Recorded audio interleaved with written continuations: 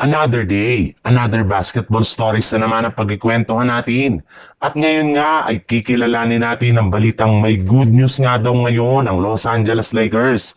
At ang balitang may tinapos na nga daw ngayon na trade ang Golden State Warriors. Kagaya nga ng napag-usapan natin, pagkatapos nga ng impressive na panalo ng Lakers laban sa Portland Trail Blazer, ay kakalabanin rin naman nga nila sa susunod na araw ang isa na naman sa mga pinakamalakas na kupunan ngayon na San Antonio Spurs na si Victor Wembanyama. At kaya kailangan nga talaga na makumpleto ng muli ang kanilang lineup kung gusto man nila na magsunod-sunod ang kanilang panalo. At sa kabutihang palad, base nga sa kalalabas pa lang na balita, inaasahan nga daw na maglalaro na sa susunod na araw ang kanilang superstar na si Luka Doncic na maayos na rin naman nga ang kalagayan ngayon ng kanyang pangangatawan. At bago rin naman nga magsimula ang kanilang laro ay inanunsyo na nga ng Lakers ang kanilang injury report kung saan nakalista na dito bilang probable si Jackson Hayes. Questionable si Austin Reeves habang out pa rin naman nga dito ang kanilang mga players na sina LeBron James, Maxi Kleber, Ado Otero at si Gabe Vincent.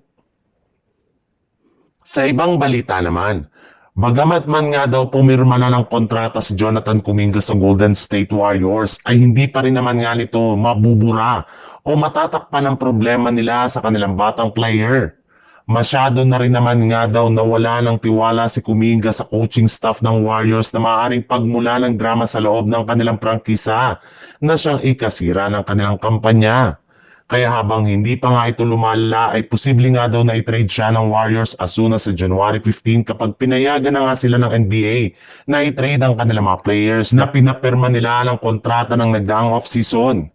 Pero ayon nga sa naging pahayag ni Jonathan Kuminga sa kanyang interview sa media ngayong araw, wala rin naman nga daw siyang balak na mag-request sa Golden State Warriors ng trade ngayong season gayong mananatili pa rin siya sa kanilang team hanggang sa pagtatapos ng kanilang kampanya. Sa madaling salita, posible nga na wala nang mangyaring trade pa kay Kuminga sa mga susunod na araw.